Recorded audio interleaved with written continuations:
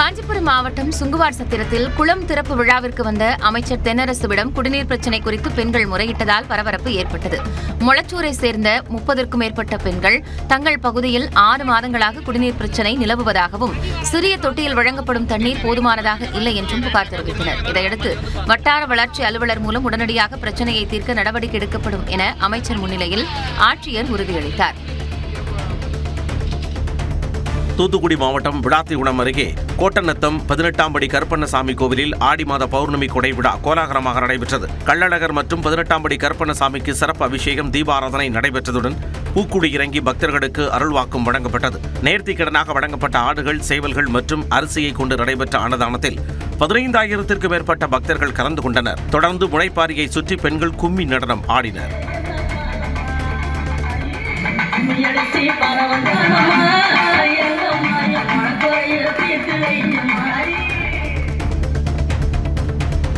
திண்டுக்கல் மாவட்டம் பழனி அருகே நெய்க்காரப்பட்டி சுற்றுவட்டார குடங்களில் செங்கல் சூளைக்கு முறைகேடாக செம்மண் அள்ளப்படுவதாக விவசாயிகள் குற்றம் சாட்டியுள்ளனர். பாப்பன்குடம், இரவிமங்கலம் உள்ளிட்ட குடங்களில் விவசாய பயன்பாட்டிற்கான மண் என்ற பெயரில் செம்மண் அள்ளப்படுவதாக விவசாயிகள் கூறுகின்றனர். மண் கடத்தலை தடுத்து சம்பந்தப்பட்டவர்கள் மீது கடுமையான நடவடிக்கை எடுக்க வேண்டும் என மாவட்ட நிர்வாகத்திற்கு விவசாயிகள் கோரிக்கை விடுத்துள்ளனர்.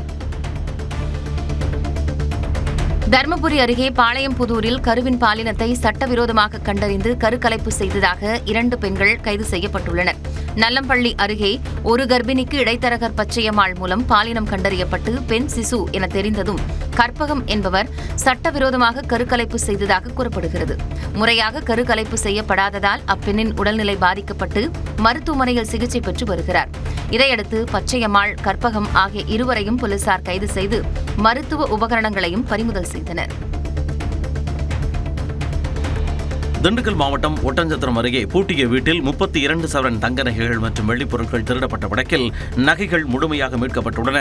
திருட்டில் ஈடுபட்ட கதிரையன்குளத்தைச் சேர்ந்த ராஜசேகரை போலீசார் கைது செய்து சிறையில் அடைத்திருந்தனர். நீதிமன்ற உத்தரவின்படி 2 நாள் போலீஸ் காவலில் எடுத்து விசாரித்ததில் சாலையோரத்தில் புதைத்து வைத்திருந்த மீதமுள்ள 19 சவரன் நகைகள் மற்றும் 280 கிராம் வெள்ளிப் பொருட்களை அவர் எடுத்துக் கொடுத்தார். இதன் மூலம் திருடப்பட்ட பொருட்கள் அனைத்தும் முழுமையாக மீட்கப்பட்டதாக எஸ்பி ஜெயக்குமார் தெரிவித்தார். தருமபுரி மாவட்டம் நல்லம்பள்ளி அருகே கோவிலூர் பகுதியில் 61 கோடி ரூபாய் மதிப்பீட்டில் கட்டப்பட்ட அடுக்குமாடி குடியிருப்புகள் ஓராண்டு கடந்தும் பயனளிக்காமல் வாங்கப்படாமல் உள்ளன. 528 வீடுகளில் 523 வீடுகள் காலியாக உள்ள நிலையில் தரமற்ற கட்டுமானம் மற்றும் ஏரிக்குள் அமைந்துள்ளதால் மழைக்காலங்களில் தண்ணீர் தேங்கும் அபாயம் இருப்பதாக பொதுமக்கள் குற்றம் சாட்டுகின்றனர். அரசு நிர்ணயித்த 2,42,000 மானிய விலையிலும் வீடுகளை வாங்க மக்கள் தயக்கம் காட்டுகின்றனர். பழனியில் 60 கோடி ரூபாய் மதிப்புள்ள அரசு நிலத்தை சார் பதிவாளர் ஜஸ்டின் மணிகண்டன் போலி ஆவணங்கள் மூலம் தனிநபருக்கு பதிவு செய்த விவகாரத்தில் நிலத்தை கிரைய ஒப்பந்தம் செய்த பாஜக மாநில இளைஞர் அணி செயற்குழு உறுப்பினர் சவுந்தர பாண்டியன் விளக்கமளித்துள்ளார். பட்டா பெயர் மாற்றம் செய்த பின்னரே பதிவு செய்ததாக தெரிவித்து ஒப்பந்தம் செய்ததாகவும் குறிப்பிட்டுள்ளார்.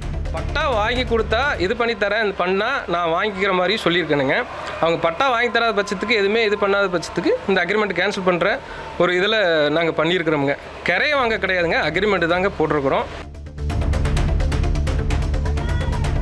திருவாரூர் மாவட்ட ஆட்சியர் அலுவலகம் முன்பு காலமுறை ஊதியம் வழங்க வேண்டும் என்பன உள்ளிட்ட பல்வேறு கோரிக்கைகளை வலியுறுத்தி சத்துணவு ஊழியர்கள் ஆர்ப்பாட்டத்தில் ஈடுபட்டனர்.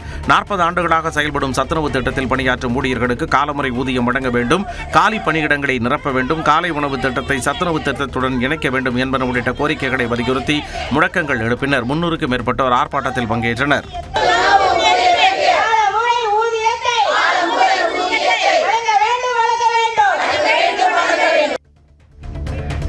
சேலம் மேட்டூர் அருகே வனவாசி பேரூராட்சி பகுதியில் உள்ள டாஸ்மாக் கடையை மாற்றக்கோரி இந்திய கம்யூனிஸ்ட் கட்சியினர் பூட்டு போடும் போராட்டத்தில் ஈடுபட்டனர். 100க்கும் மேற்பட்டோர் மதுக்கடையை பூட்ட முயன்றதால் தள்ளுமுள்ளு ஏற்பட்டது.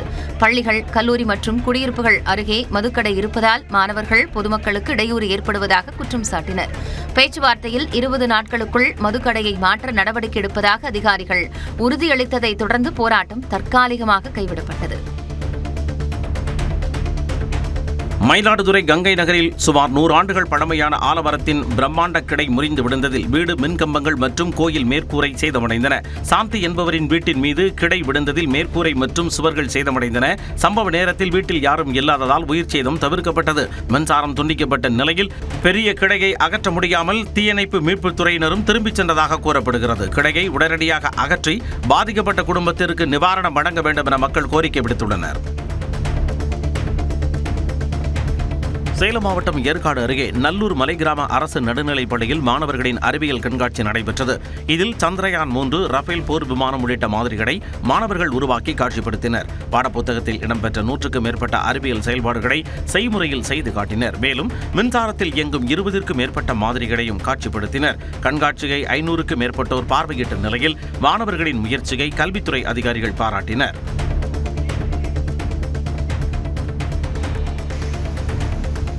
திருப்பத்தூர் மாவட்டம் வாணியம்பாடியில் நகராட்சிக்கு சொந்தமான பூங்கா இடம் ஆக்கிரமிக்கப்பட்டதாக கூறி பொதுமக்கள் எதிர்ப்பு தெரிவித்தனர்.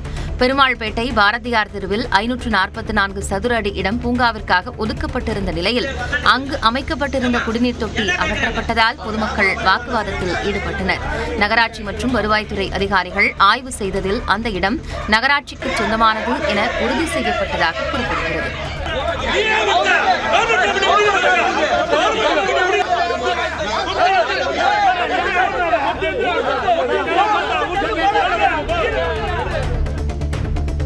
கோவை அரசு மருத்துவமனை வளாகத்தில் 50க்கும் மேற்பட்ட செவிலியர்கள் திடீர் கவன ஈர்ப்பு ஆர்ப்பாட்டத்தில் ஈடுபட்டனர். செவிலியர் பற்றாக்குறையால் பணிச்சுமை அதிகரித்துள்ளதாகவும் நோயாளிகளுக்கு தரமான சிகிச்சை வழங்க புதிய செவிலியர்களை உடனடியாக நியமிக்க வேண்டும் என்று வலியுறுத்தினர்.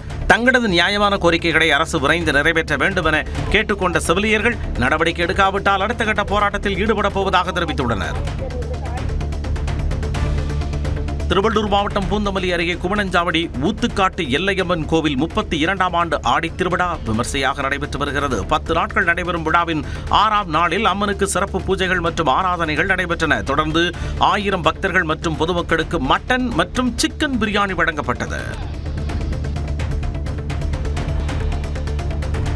ஈரோடு மாவட்டம் கோபி அருகே புலவக்காடிப்பாளையத்தில் தடுப்பூசி செலுத்தப்பட்ட 10 மாத ஆண் குழந்தை உயிரிழந்த சம்பவம் அதிர்ச்சியை ஏற்படுத்தியது.